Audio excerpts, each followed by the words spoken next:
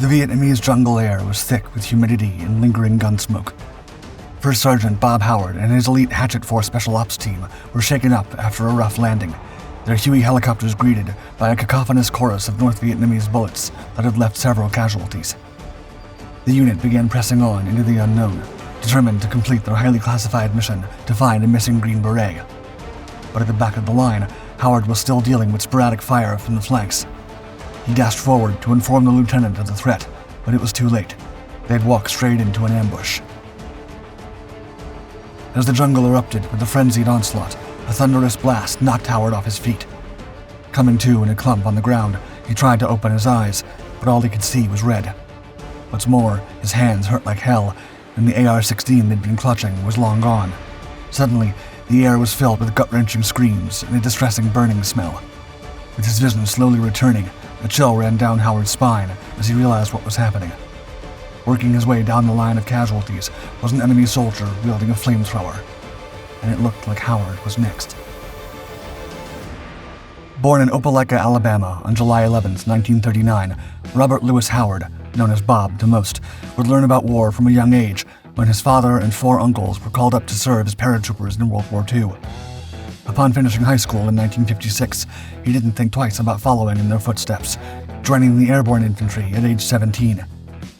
Dan Stair, who fought alongside Howard in Vietnam, would later say, quote, "It was in his DNA. That was what he was supposed to do." While combat opportunities were limited during his first years of service, when the United States considerably stepped up its involvement in Vietnam in 1965, Howard knew the moment to show what he was made of had finally arrived. Over the course of the war, he would serve an impressive 5 tours of duty. He not only performed assignments with the 327th Airborne Infantry and the 1st Brigade of the 101st Airborne Division, but his significant skill and experience would also get him selected to join the prestigious Green Berets.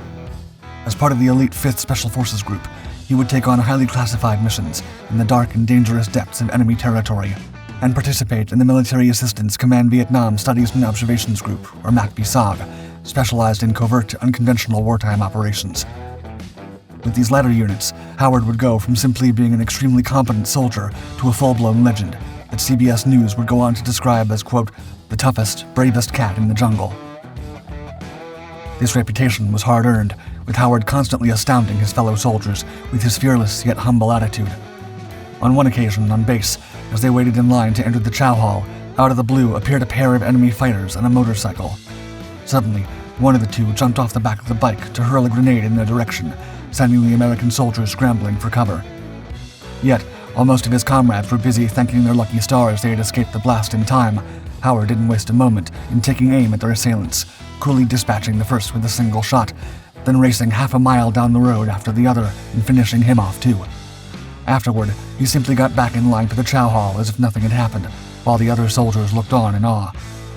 Howard's approach to life would later be described by fellow MACV-SOG member John Plaster, who said, quote, "Some men, they hear gunfire, they run from it. Some men, like Bob Howard, hear gunfire, they run to it." By November 21st, 1967, Howard, at that time a sergeant first class, was advising a joint American and Vietnamese reconnaissance patrol carrying out a search mission near the border with Laos.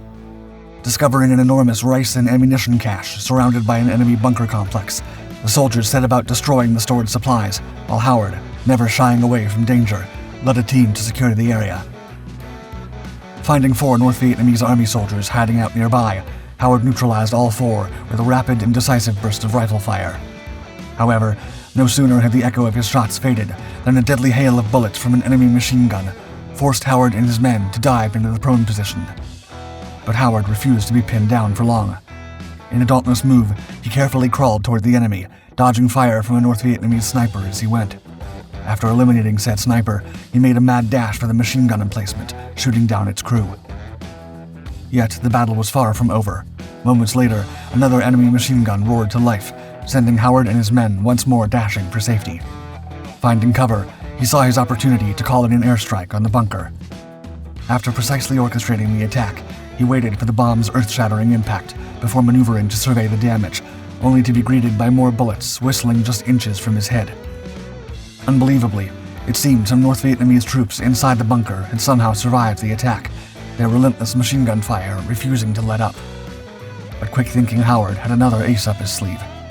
First, he tossed a grenade into the machine gun emplacement, taking out the gunners, before sprinting back to the rest of his team to grab a light anti-tank weapon.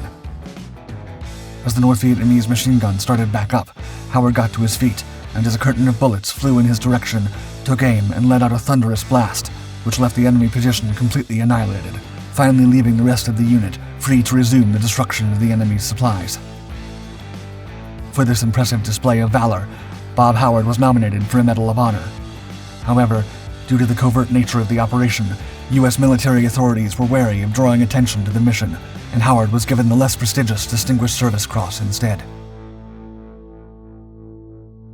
Nearly a year later, on November 12, 1968, Howard's platoon was deployed deep into hostile territory. Their Huey helicopters didn't even have a chance to land before they were subjected to a brutal wave of gunfire from all directions. Diving from the helicopter while still in midair, Howard immediately began giving covering fire so his men could dismount and make it to safety.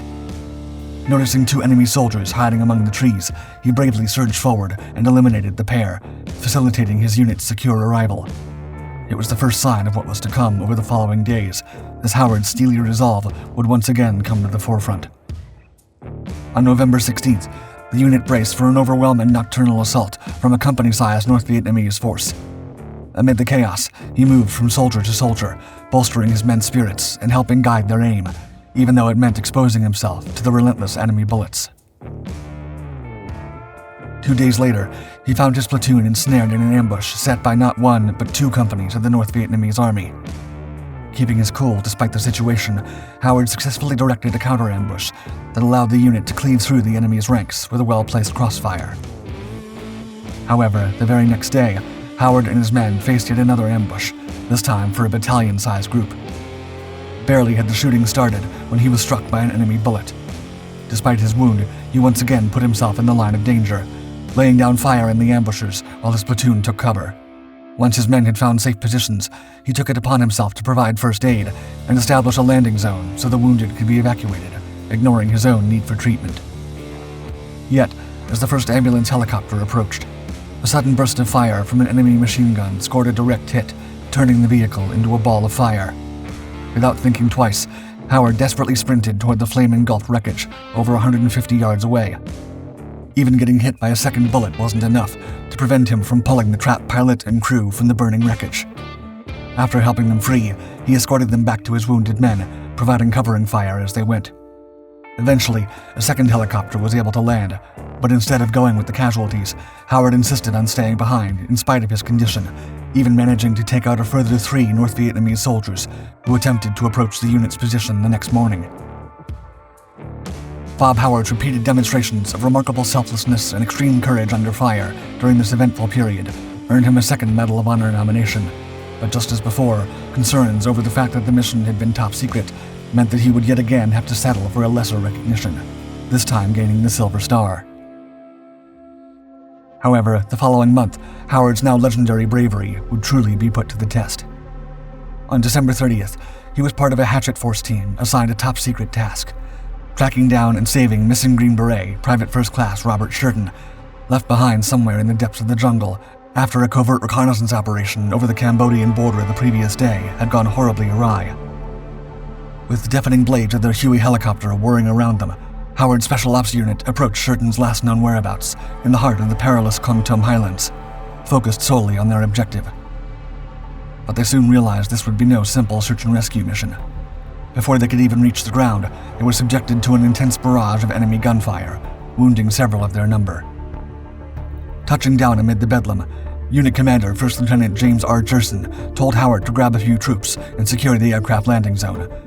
As Howard boldly set off with 3 soldiers to clear the coast, an unexpected flurry of bullets came from the rear, claiming the lives of his companions and causing him to fall backward.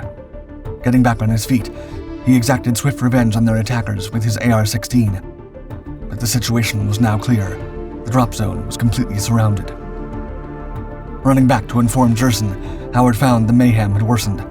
One of their helicopters had been shot down out of the sky as it approached to land, ammunition now flying from all directions around the burning wreckage. Fortunately, as the rest of the Hatchet Force unit arrived, they managed to fight their way off the landing zone, and Jerson led them to higher ground. Meanwhile, at the back of the group, Howard continued dealing with occasional bullets flying toward him through the trees. The North Vietnamese were still lurking nearby. Howard rushed to the front of the unit to tell Jerson of the ongoing threat, but before he could make it, the enemy pounced, unleashing a ferocious ambush to devastating effect. The next thing Howard knew, he was on the ground, weaponless, unable to walk or see, and with an intense pain in his hands. Hearing men crying out in agony, accompanied by a pungent smell, as he regained his sight, he witnessed an enemy fighter brutally finishing off the wounded Hatchet Force soldiers with a flamethrower. Knowing his turn would soon come, Howard hatched a plan. He knew he was probably done for anyway, so when the enemy approached, he would use his M33 grenade to blow them both sky high. As he reached for the grenade, the two locked eyes. Howard smirked. They both knew he had the upper hand. Accepting defeat, the North Vietnamese soldier backed off. Howard escaped an excruciating fate, but his attention was soon directed elsewhere. Just 5 feet away, Lieutenant Jerson lay face down. He too had avoided the flamethrower, but had been badly wounded in the ambush and was shouting out in pain. Once again putting his fellow soldiers' well-being above his own, Howard crawled toward the lieutenant, determined to move him to safety. Though his hands still hurt immensely, he was somehow able to start dragging the 6'4", 200-pound Jerson back down the hill, imploring him to hold on as he desperately tried to keep him alive. As Howard heroically attempted to pull the lieutenant out of the danger zone, he noticed a sergeant from his unit hiding behind a log. Though he had not been wounded and could clearly see Howard needed help, he simply lay there crying, even after Howard asked him for assistance. Cowardice was anathema to Howard, and seeing the sergeant still had his assault rifle, Howard, still unarmed, asked him to hand it over. The sergeant refused, but after a heated back and forth, Howard eventually convinced him to give him his .45 instead. Just as he was asking the sergeant for some extra magazines, a group of North Vietnamese soldiers suddenly appeared out of nowhere. One of the enemy fighters surged toward Howard in a desperate bayonet charge, but a well-timed shot from Howard's newly acquired handgun sent the assailant falling across the barely conscious Jerson, whom Howard was still dragging along. It seemed the enemy wanted to capture the Americans alive, but they were having none of it. To Howard's amazement, even the previously hesitant sergeant stood up and joined in the fighting, taking out several enemy soldiers with his assault rifle. Meanwhile, as Howard continued firing his .45, a flurry of bullets hit his magazines, which exploded in his ammo pouch, throwing him into the air. Miraculously, he survived the blast, but he was more concerned about Jerson. Returning to the fray, he found the wounded officer and successfully took him to the bottom of the hill, where he left him with a team of medics. Anxious for news about Jerson's condition, he asked one of the medics if the lieutenant was still alive. The medic replied in the affirmative, but added that he doubted he was going to make it. Howard simply responded, quote, "Make him make it." Though Howard himself was now seriously worse for wear, he realized that if anyone was going to give this unit a chance of getting out of the jungle in one piece, he was the man to do it. Deciding their best option was to stay put, he asked his fellow sergeants to prop him up and bring him a radio, with which he sent out a powerful message to any soldiers still alive. They would set up a perimeter around the area and fight until the bitter end. Having organized the men into strategic positions, his next step was to ask for a triangle of strobe lights to be set up around them, in the hope of making their position visible to air support. 20 minutes away, a group of Air Force pilots volunteered to carry out a rescue mission. However, before they could get there, Howard and his men came under yet another savage North Vietnamese attack. The soldiers held off the assault the best they could, as Howard called in airstrikes to help. After 3.5 hours of intense battle, a team of helicopters was finally able to make it through to lift the surviving soldiers to safety. Though missing Green Beret Robert Shurton was sadly never rescued, and Lieutenant Jerson didn't survive his wounds, Bob Howard had once again performed incredible acts of heroism with little regard for his own safety, which led to the eventual rescue of several members of his unit, even after total annihilation had seemed certain. He received his 3rd Medal of Honor nomination. This time, he would not be denied, and he was presented with the award by President Richard Nixon at a ceremony at the White House on March 2, 1971. As Nixon put the medal around Howard's neck, he drew close and quietly said, quote, "This great country appreciates you, Bob." Howard enjoyed a 36-year career in the Army, retiring as a colonel in 1992, before eventually passing away of pancreatic cancer in 2009 at the age of 70. He holds the distinction of being the only soldier to be nominated for the Medal of Honor 3 times for 3 separate actions, all within 13 months. Apart from his Medal of Honor, Silver Star, and Distinguished Service Cross, he also earned 8 Purple Hearts and 4 Bronze Stars, making him one of the most highly decorated U.S. soldiers of all time.